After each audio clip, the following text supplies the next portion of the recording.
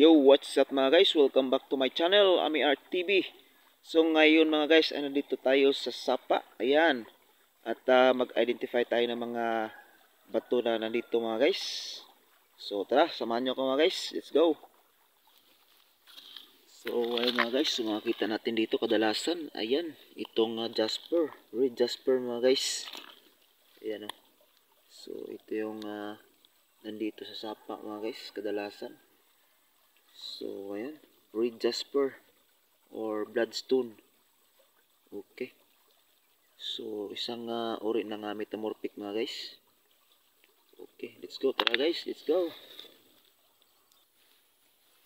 So ito mga guys, uri ng corals, petrified corals. Ayan, so nandito siya sa Sapa mga guys. So fossilized corals mga guys. So itong corals nito mga guys ay nagiging bato. At ito mga guys ay nasa siguro nasa milyon na years na ito mga guys, itong batong ito mga guys. Kasi itong mundo nga natin mga guys ay nakalubog pa noon sa dagat. Kaya nagtataka tayo mga guys na mayroong mga corals na nandito sa ating sapa, sa bundok. So makita tayo ng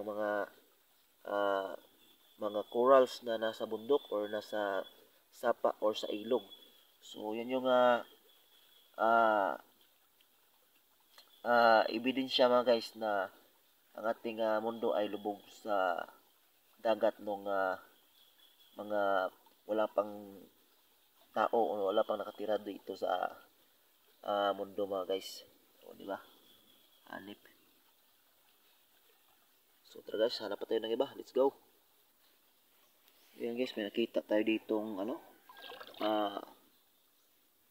ang tawag dito mga guys, ahas sa sa tabang, nasa tubig. Anong tawag dito mga guys? Tawag namin dito mga guys, ito ay tangkig. Namatay ito mga guys, yan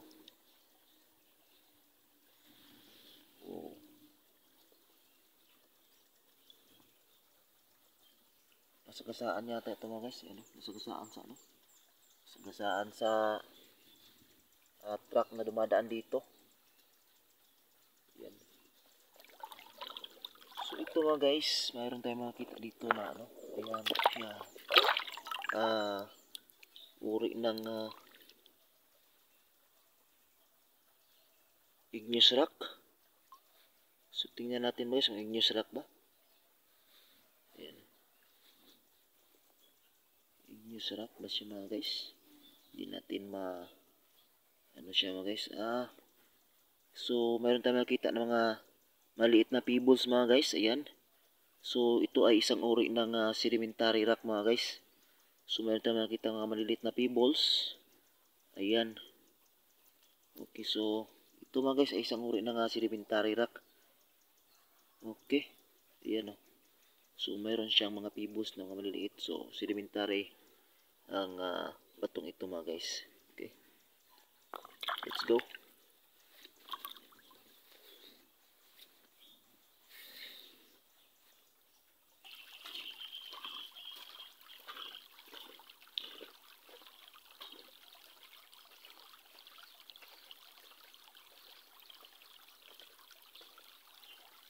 So from here mga guys, meron tayong nakikita ng isang uri ng jaspagit.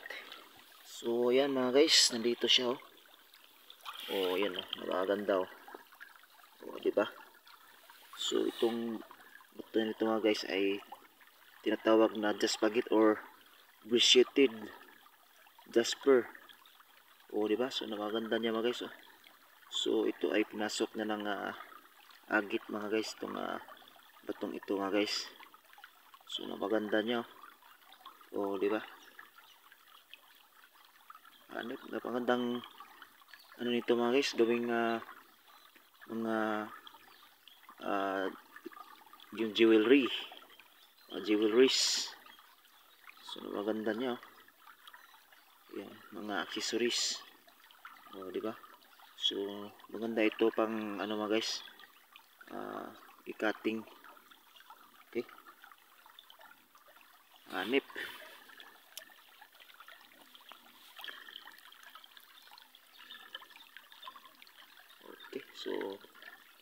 Tara guys, let's go. Hanap pa tayo ng iba. Wow. Nice.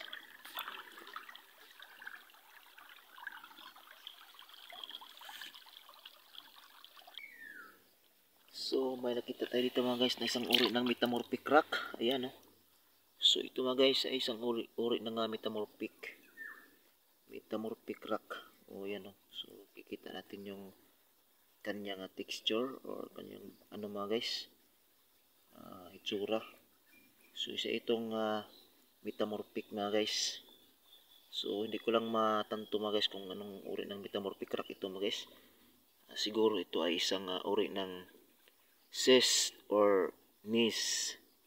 Okay, so ganito kasi yung itsura ng mga bato na ano guys yung gneiss, yung cyst din parang ganito mga guys.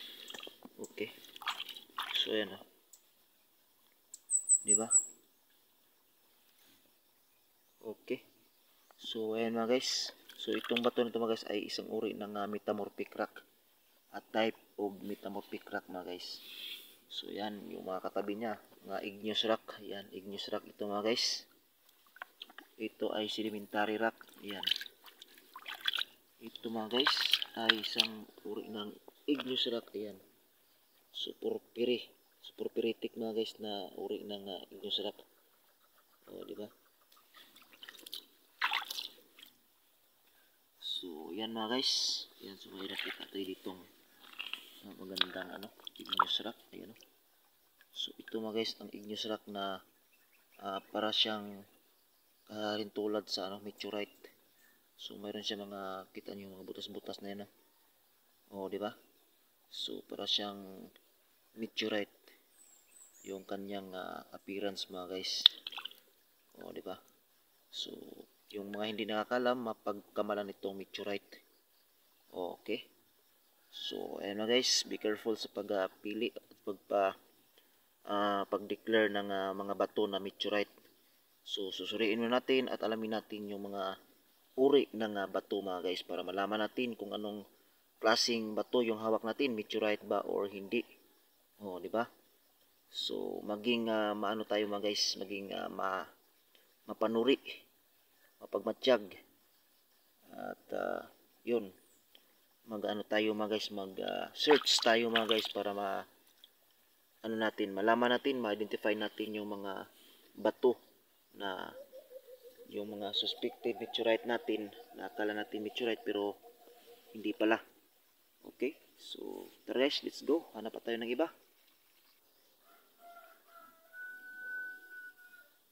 So dito mga guys ay napakagandang dito mga guys. So makaka-relax ka sa sa nature, di ba? Oh, see? So dito mga guys, mayroon tayong nakikitang isang uri ng petrified. Yan so petrified wood ito mga guys. So yan, so sa makita natin mga guys ay yung kanyang pattern, yan So isang uri ng kahoy na naging bato mga guys. So yan napakaganda nito, parang siyang ayan o di ba? So naging bato na siya guys o di ba? So naging bato siya mga guys. So ang mga petrified woods mga guys ay ihanay natin sa sa sedimentary rock. So ito mga fossilized mga guys ay mahanay natin sa mga sedimentary rock mga guys. So itong petrified wood ay isang sedimentary rock mga guys, fossilized na kahoy, napaganda. So maraming taon na ito mga guys, siguro nasa 1,000 of years na ito mga guys, itong batong ito mga guys. O di ba? Itong kahoy na ito naging bato, hanip, napaganda. So ayan lang muna mga guys ang ating video sa ngayon. Sana sa mga bago pa lang sa ating channel, huwag kalimutan mag-like, share at subscribe. At pakit na rin yung notification bell para ma-update kayo sa ating mga susunod na mga videos. Maraming salamat. Bye-bye.